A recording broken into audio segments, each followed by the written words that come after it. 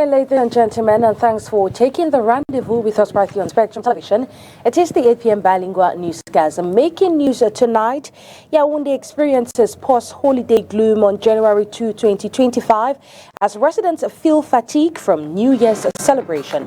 The Central Judicial Research Service summoned Barrister Alice Hom and associates for investigation into alleged state security threats and terrorism financing on January 14, 2025. Tonight's news guest, Father Etienne Bakaba, to discuss the outing of some bishops and archbishops regarding President Paul Biya's candidacy for the 2025 elections. Good evening to you, Father Etienne. Evening and Happy New Year. Happy New Year to you. Happy New Year to all our country Cameroon, and especially to all our Christians gathered in Buea for the National Assembly of the Bishop that will start on this Saturday. That's nice. Happy New Year to every viewer of Spectrum Television, most definitely. Well, tonight's edition of the PM Bilingual Newscast opens in French language with you, Oyan Donkeng. Bonsoir. Bonsoir à vous, Oni Ladnet. Mesdames et messieurs, bonsoir et bienvenue au journal. Timidité, c'est le mot qui décrit le mieux la ville de Yaoundé en ce lendemain des fêtes. La fatigue liées aux festivités de la Saint-Sylvestre et du Nouvel An sont pour beaucoup la cause de cette morosité observée dans la cité capitale. Inès Pangan, Dieudonné Niassa. Reprise timide au lendemain des festivités de la Saint-Sylvestre et du Nouvel An. La fluidité dans la circulation automobile et les portes fermées de certaines entreprises ou autres enseignes témoignent à suffisance de l'ambiance morose dans la ville de Yaoundé en ce 2 janvier 2025. Il y a la fatigue, vous voyez un peu, on a fêté bien, on a apprécié la nouvelle année qui est venue. Bon, il y a un peu de fatigue, vous voyez. Donc la nouvelle année est bonne. Nous apprécions beaucoup. Dieu nous a donné la force de voir la nouvelle année, quoi. Well, I still see a lot of offices a little bit. Je vois beaucoup de bureaux fermés. Personnellement, je pense que c'est une erreur. Moi, je suis dans le secteur privé. Je dois travailler. Je suis sorti juste pour me restaurer. Mais ce n'est pas le cas dans plusieurs services publics que j'ai observés. I have to work because I'm not in the public sector, but in most public offices, you do not really have people in the offices. Most of the shops are locked. Plusieurs boutiques sont fermées. Les activités ont repris timidement ce matin, certainement à cause de la fête qui a eu lieu il y a seulement quelques heures. Because of the feast that just took place a few hours ago. Un jour où les affaires prospèrent cependant pour quelques-uns qui surfent sur la vague de la rentrée du 2e trimestre de l'année scolaire 2024-2025 prévue le 6 janvier prochain. Moi, je suis coiffeur. Après les fêtes, il y a beaucoup de clients qui reviennent, qui veulent aller vers la coiffure, les élèves. Ouais. Donc ça nous met un peu dans la pression. C'est vrai qu'on sommes fatigués, mais on doit seulement le faire.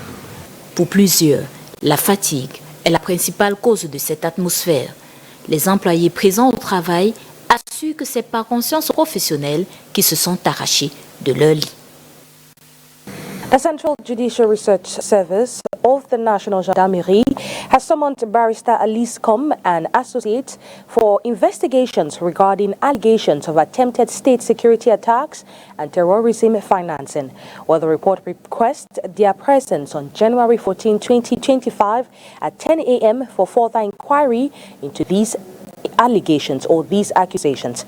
Well, this summon is essential for ensuring compliance with legal procedures and facilitating a thorough investigation into the claims made by the Observatory of Societal Development, ODS. Limbes Lord Mayor Paul Ifomeli Sombegale has expressed support for President Paul Biya's emphasis on national unity and forthcoming development projects. Well, in his end-of-year address, President Paul Biya reiterated his steadfast dedication to addressing the nation's challenges. Let's listen to the Lord Mayor Paul Ifomeli Sombegale. The message from the head of state is peace during, before, during and after the election. And I think my population have already heard what the head of state have said. This gives me the opportunity to continue to reiterate what the head of state have said today. All of us have to be peaceful, and it is a show of love for our democratic institution. And with all this, we know that the peace will be manifested before, during, and after this period, because the administration is doing everything to bring peace in our municipality, and we are stable in our municipality. We have to continue to promote peace in our municipality and Cameroon at large. Thank you. President Paul Biya did not announce his candidacy for the upcoming presidential elections.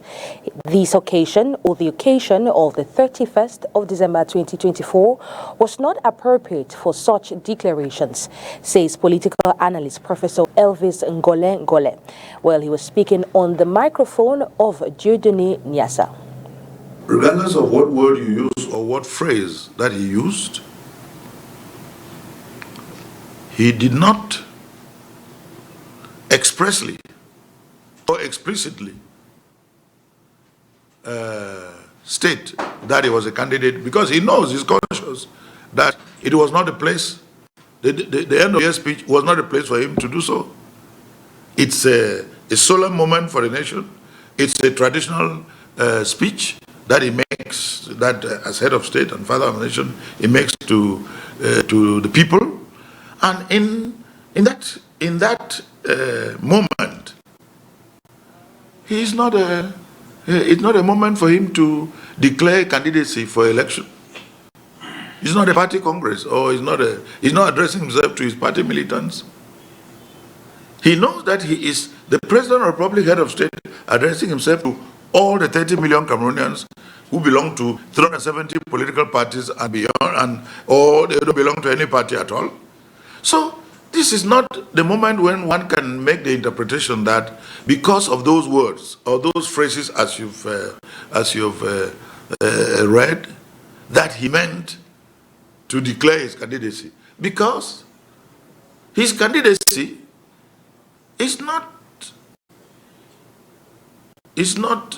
doesn't suffer from being announced or being declared at any time, because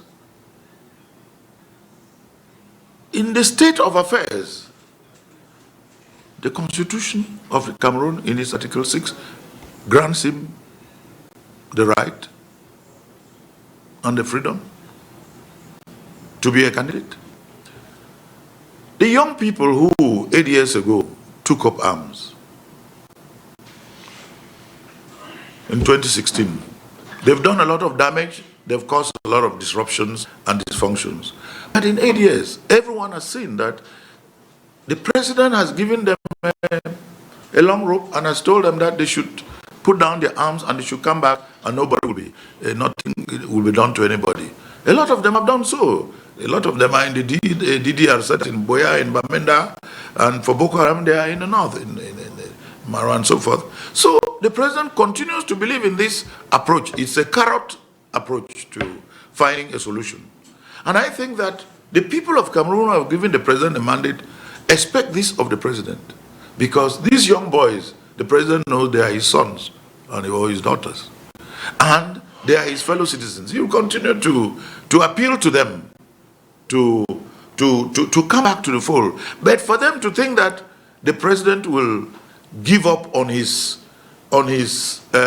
commitment and on the mandate that has been given to uphold the unity of the country, the progress of the country, and so forth, of course, is not possible. And you can see that the president's position is supported by the entire international community. You know that the international community, no country in the world has supported these separatists. No country in the world recognizes these separatists. Élection présidentielle 2025, l'Église catholique a-t-elle pris position contre le pouvoir? C'est du moins ce qu'on pourrait penser à écouter les avis émis publiquement par des évêques et archevêques camerounais sur le scrutin. Léla Renganzo. Cameroun, la contestation viendra-t-elle des hommes de Dieu? Plus que jamais, ces derniers sont décidés à faire entendre leur voix au-delà de l'Église catholique.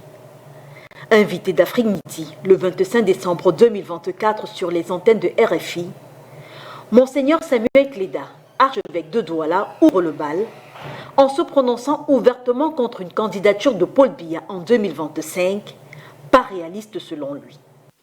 Je dirais tout simplement que cela n'est pas réaliste. Tout simplement que cela n'est pas réaliste. Nous sommes des êtres humains. À un moment donné, nous quittons ce monde. Nous ne pouvons pas faire des miracles. Et voilà pourquoi je parle de la transition, n'est-ce pas? Que tout se passe bien et que maintenant, il y a des élections, mais qu'on se prépare, qu'on n'attende pas là, qu'on soit surpris par quelque chose. Il sera suivi par l'archevêque de Yaoundé, Monseigneur Jean Marga. C'est déjà l'année jubilaire. C'est bientôt l'année électorale. J'ai donc exhorté les fidèles à ceux qui prennent leurs responsabilités historiques, en ce qui concerne le jubilé, en ce qui concerne la nation, en ce qui concerne l'église locale, en ce qui concerne la vie des familles, à travers les décisions à prendre pour la paix, la réconciliation, le vivre ensemble, la charité, l'aide aux pauvres. Bref, tout ce champ humain et social que nous devons investir. Longtemps opposés sur le rôle de l'Église en politique, les deux hommes semblent aujourd'hui prêcher en chœur. On se souvient notamment de leur posture diamétralement opposée après l'élection de 2018. Tandis que l'un, celui de Douala, questionné pour critiquer la crédibilité des résultats, l'autre, celui de Yaoundé, affirme que dans une société, la religion est politiquement neutre, comme il semble lointain ce temps. Et c'est du bastion imprenable du Rassemblement démocratique du peuple camerounais, Yagwa, dans le Grand Nord, que s'élève le troisième cri de contestation. Dans une homélie cinglante lors de la messe du Nouvel An, Monseigneur Barthélemy Yaouda, évêque de Yagwa, va jusqu'à préférer que le Cameroun soit géré après 2025 par le diable. Bleu peut prendre le Cameroun, on ne va pas se faire plus que ça, on a déjà fait. Le pire ne viendra pas, même le diable qu'il prenne d'abord le pouvoir au Cameroun et on verra après. Amen. Amen. Amen. Même hargne en Garoundéré avec Monseigneur Emmanuel Abo. Comment est-il possible que l'appel désespéré à l'aide des Camerounais ne pousse pas les responsables de ce pays à vouloir mettre fin aux trop nombreuses souffrances des Camerounais? Et la plus grande des souffrances est qu'on interdit aux Camerounais d'exprimer leurs souffrances en leur promettant que l'État est un rouleau compresseur, un moulinette qui réduira à la patte tout Camerounais qui osera exprimer sa souffrance. Qui va-t-on gouverner lorsqu'on aura broyé tous les Camerounais dans le moulinex ou qu'on sera passé sur eux avec le rouleau compresseur? Notons que les prises de parole des évêques au Cameroun se font de plus en plus critiques et la mort suspecte en 2017 de Monseigneur Benoît Mbala n'a pas arrangé les choses. Crise anglophone, prisonniers politiques, succession de Paul Biya, les évêques camerounais multiplient les sorties, une intervention de l'épiscopat dans le champ politique qui semble fortement irriter le pouvoir en place, en témoigne la réponse du RDPC à la sortie de Monseigneur Cléda. Reste à savoir quel impact auront ces prises de position. Présidentielle 2025 pour comprendre donc si l'Église catholique a pris position.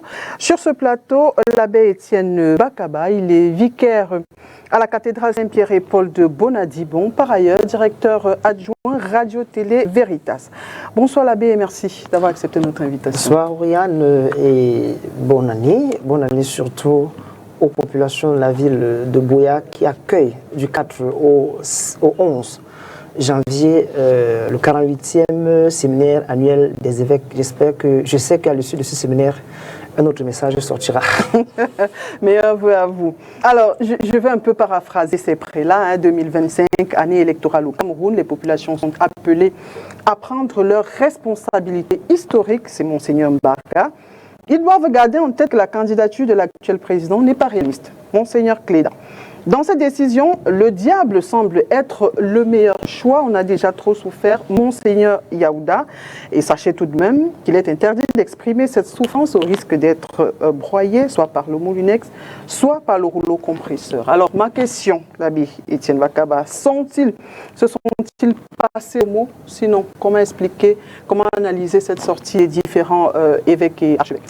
Personnellement, je suis très heureux de la sortie de nos évêques. Quelquefois sont critiqués de trop rester dans les sacristies. D'accord. Je voudrais apporter cet éclairage. La sortie des évêques, en l'occurrence, rentre en droite ligne avec la doctrine sociale de l'Église. Donc, l'Église a un enseignement social qui se repose sur la théologie sociale et morale. Cet enseignement tourne autour des questions du respect de la dignité humaine, du respect du bien commun, de la destination universelle des biens, le principe de subsidiarité et le principe de solidarité entre les peuples. On comprend bien que lorsque le pays baigne dans la malgouvernance, dans la corruption, il y a abus sur la personne humaine. C'est une mission hautement prophétique. Je crois que c'est le pape Léon XIII qui avait commencé avec l'encyclique Rerum Novarum. Mais déjà bien avant dans la Bible, on voit des prophètes tels que Amos qui se penchent sur les questions sociales. Donc, les évêques ne peuvent pas se contenter aujourd'hui dans un contexte comme celui-ci de rester dans le confort de leur sacristie. Ils doivent sortir pour éclairer les chrétiens sur les questions sociales à partir de la lumière de l'Évangile. Donc, je crois que ces prélats sont absolument dans leur rôle prophétique. N'oublions jamais, le premier rôle d'un évêque, c'est l'enseignement. Il a l'enseignement, il a la sanctification du peuple et le gouvernement du peuple. Donc, dans cette triple fonction, ils sont bel et bien dans leur rôle qui est celui d'enseigner. D'accord. Avant de voir s'ils sont dans leur rôle, est-ce que l'Église ne doit pas être politiquement neutre? L'Église n'a pas un camp. L'Église n'a pas un camp. Ce serait difficile pour l'Église d'avoir un camp. Pourquoi? Parce qu'à l'intérieur de l'Église, vous avez vos fils qui appartiennent à toutes sortes de familles politiques. Donc prendre un camp, c'est se mettre à dos certains de ses fidèles. L'Église, s'il avait un camp, le camp de l'Église est celui de la justice. Le camp de l'Église est celui du respect des libertés. Le camp de l'Église est celui de la paix. Donc, une fois que vous mettez hors de ce créneau-là, vous mettez l'Église à dos. Parce que la vérité, la parole de Dieu, elle n'a pas un camp. Elle n'a pour camp que la vérité. Donc, il faut que les gens le retiennent. L'Église ne roule pas pour le gouvernement ou contre l'opposition. L'Église roule contre les injustices. L'Église roule contre les abus, contre le non-respect de la dignité de la personne. Mais il faut que ce soit clair. D'accord. Est-ce qu'ils se sont passés dans le mot? Je crois que peut-être les gens ne croient plus aujourd'hui au prophétisme. Mais je tiens à rappeler que ce n'est pas la première fois. C'est dans la tradition des évêques d'épiscopat du Cameroun, en l'occurrence, de s'exprimer ainsi. Je vous rappelle qu'en 2018, les évêques du Cameroun avaient commis une lettre par rapport aux élections, à l'élection présidentielle. Je vous rappelle quand même qu'en 2000, les évêques du Cameroun avaient sorti une lettre pastorale sur la corruption. Et je rappelle à ceux qui ont en mémoire que le 6 novembre 1996, les évêques du Cameroun avaient sorti une lettre pastorale sur le tribalisme et la montée des haines, des discours haineux. Je dis en 93. Et n'allons pas croire que le magistère de l'Église, c'est juste pour dire notre Père, je vous salue Marie. Non, il y a des questions sociales qui intéressent l'homme. Là où la vie de l'homme est menacée, là où les injustices de la corruption, l'Église est dans ce rôle et c'est ce qu'elle fait d'ailleurs. D'accord. Alors 2025 est déclarée année jubilaire, jubilé de l'espérance, comme le veut le thème pèlerin d'espérance. Alors les prélats qui ont pris la parole, sont-ils les pèlerins d'espérance du Cameroun? Et si oui, que doit-on espérer de ces derniers? Absolument. Ce mercredi 1er janvier, l'archevêque de Douala, en l'occurrence, M. Samuel Cléda, à l'esplanade de la cathédrale, a célébré avec tout le peuple de Dieu la 58e édition de la Journée mondiale de la paix, partant de la lettre que le pape nous a donnée, qui a pour titre « Remets-nous nos péchés, donne-nous ta paix ». Donc c'est cette lettre qui nous introduit, n'est-ce pas, dans ce jubilé de l'espérance. Absolument.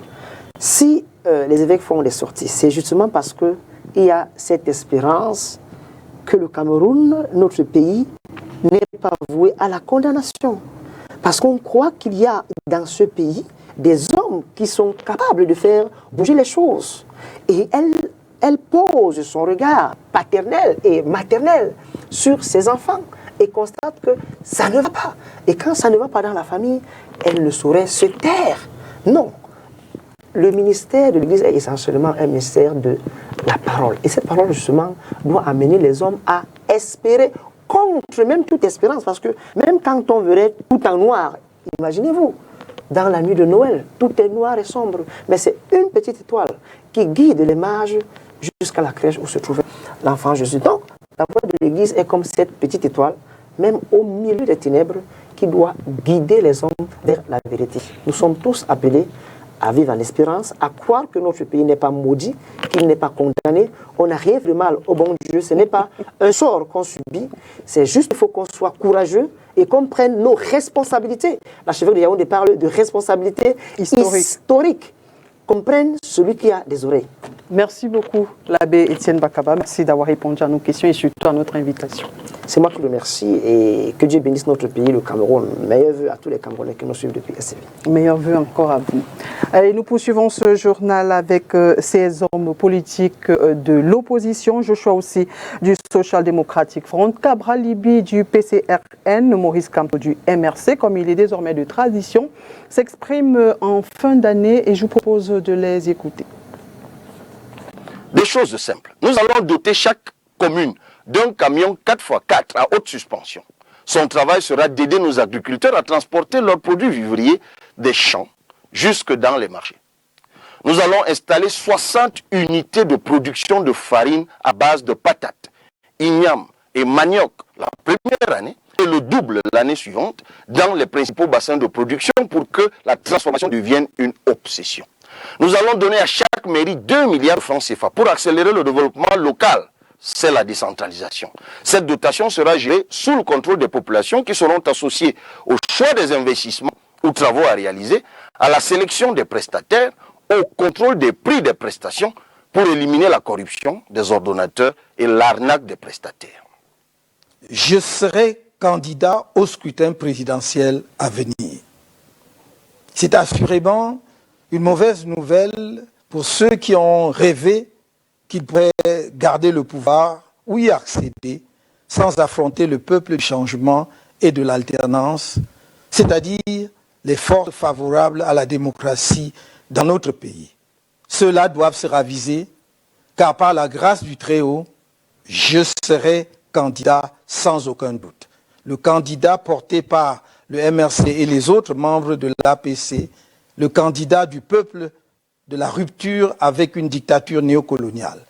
Ma candidature remplit toutes les conditions fixées par la Constitution et le Code électoral et chacun devra en prendre acte parce que telle est la loi. Enfin, je voudrais être très clair pour tous nos compatriotes qui seront en charge de maintenir l'ordre public au cours de l'année 2025. Plus jamais, le MRC ne tolérera la barbarie que certaines autorités administratives, éléments de forces de sécurité et magistrats ont fait subir à ses militants et sympathisants. Chaque tortionnaire d'un de nos militants ou sympathisants sera personnellement tenu responsable. Il sera poursuivi jusqu'à la fin de ses jours. À toute fin utile, je rappelle aux uns et aux autres que la torture est un crime imprescriptible et qu'en tant que crime contre l'humanité, il peut faire l'objet de poursuites devant des tribunaux étrangers.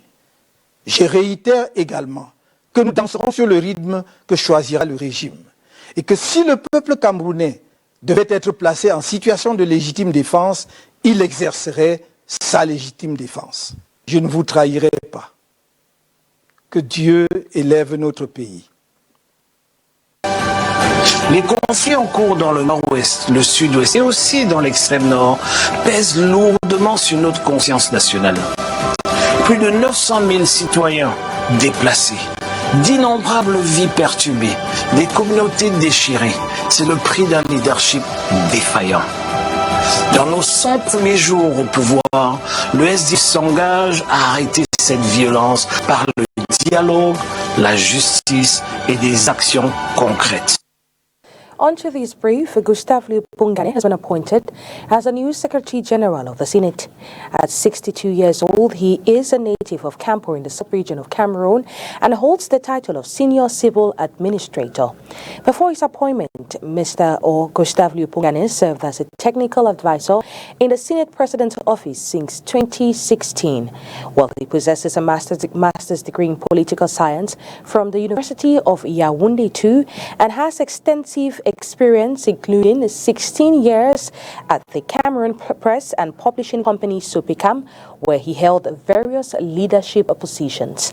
His career began at the General Secretariat of the Prime Minister's office from 1993 and 1998 following his graduation from public law.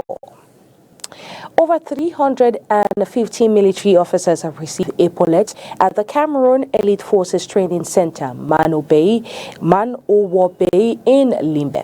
Well, the ceremony took place on January 1, 2024. Let's get more details in this report.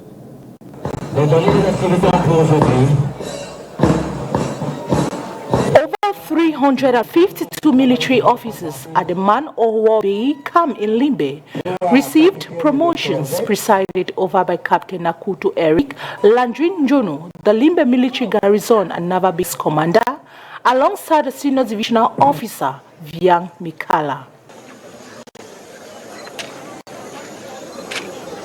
The ceremony recognized officers from various divisions, including Gendarmes and Marines with 120 sub-officers, 195 middle-ranked officers, and 37 senior officers being promoted. Major Bube Etiak was among those honored, expressing gratitude for his new role as logistic officer. I am Major Bube Etiak. I am the logistic officer of the battalion. I am very happy to be promoted this day to the rank of Major, and I would like to express all my gratitude to the hierarchy. It's a call for us to continue to work harder so that we can grant more promotion. I will not end without paying a tribute for all our comrades who died on the battlefield for the preservation of territorial integrity of Cameroon. The event underscored the discipline and unity of the armed forces, reinforcing their commitment to national defense.